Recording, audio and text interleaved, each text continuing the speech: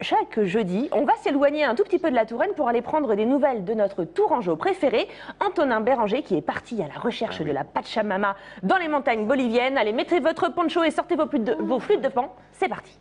Salut à toutes, salut à tous, c'est Antonin depuis une nouvelle fois et pour une dernière fois depuis la Bolivie.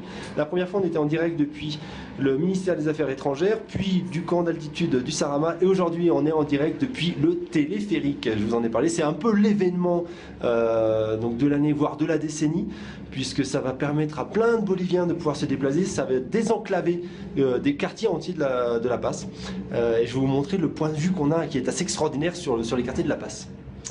Donc là, on voit bien à quel point ça s'étend à des centaines et des centaines de mètres, à des kilomètres, dirais-je, même plutôt, pour être un peu plus précis. Hop là.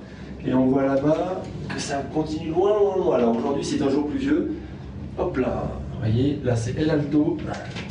Et là, je ne sais pas si vous pouvez le voir, mais il y a une voiture qui est coincée dans les rochers.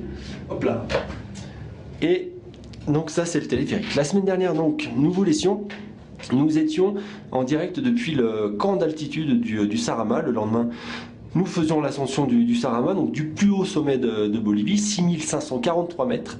Une ascension qui a laissé des traces parce que l'altitude, en tout cas pour ma part, ça s'est pas passé très facilement. C'était très dur, physiquement assez éreintant, surtout qu'on a croisé les pénitents. Alors les pénitents, c'est des champs de stalactites qui s'étendent à loin, qu'on doit traverser pour aller jusqu'au sommet. Alors c'est très fatigant, c'est très éreintant, mais pour autant, voilà, tous les trois, à 6h30, avec notre guide Jaime, on est arrivé au sommet du Sarama, et événement assez extraordinaire qu'on ne pense jamais pouvoir vivre, mais voilà, c'est comme ça, bah si. À 6h30, à l'horizon, et ben, on a assisté à un lever de soleil, et choses... C'était vraiment assez incroyable parce que comme il n'y a aucun point autre culminant à des milliers de kilomètres à la ronde, et ben l'horizon est totalement dégagé. Et on a une ligne d'horizon qui est devenue totalement rouge, avec un point central qui a rougi, c'était le soleil. C'était vraiment un moment magique. 2 jours de repos après cette ascension, puis on est parti pour notre 3e 6000 mètres. L'Ankouma qui est à 6427 mètres. 3 jours d'ascension, le plus long de tous pour l'instant, avec un paysage à elle toute seule, pardon, cette ascension représente un voyage. On a vu des paysages d'un sauvage assez et puis comme si, alors pas habité parce que on peut pas, enfin on pourrait dire quasiment habité, mais vraiment quelque chose de très fort et de très prenant, éprouvant physiquement, éprouvant psychiquement, parce qu'on se sent très isolé pendant ces 3 jours. Et puis il y a vraiment une espèce c'est pesant, c'est vraiment une atmosphère très pesante, parce que on a l'impression qu'il se passe un truc là-bas, quoi.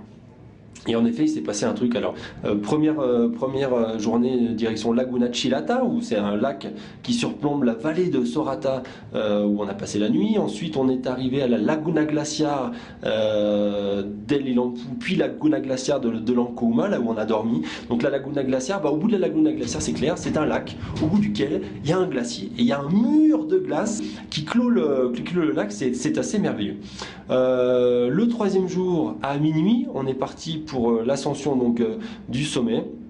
Malheureusement, à 4h du matin, alors que nous atteignions la côte 6000 mètres, il y a eu de la neige, du vent et du brouillard qui sont arrivés. Du coup, on a dû renoncer. Alors, beaucoup de frustration, beaucoup de déception. Pour autant, on a quand même la satisfaction d'avoir fait cette ascension, d'avoir touché le sommet du bout des doigts. Et même si on est déçu, bien sûr, on a quand même ce sentiment, cette énorme satisfaction. Et puis, il faut savoir rester humble devant la montagne. Voilà. Dans 2 jours, mercredi, on part pour notre 4e 6000 mètres et dernier sommet. Ce sera Lilimani. Et puis dans une semaine, nous, on se retrouve sur le plateau à Tours, sur le plateau de Télétour pour un direct, surtout sur un plateau. Voilà, c'était Antonin depuis le téléphérique de La Passe, et à la semaine prochaine. Ciao, ciao! Mais oui, ciao, ciao, Augustin, on se retrouve dans le téléphérique, encore une fois, peut-être la semaine prochaine. Antonin, le Tourangeau à la recherche de la Pachamama en Bolivie. Prochain épisode, jeudi prochain. Vous pouvez le retrouver sur www.pachamamatour2014.com.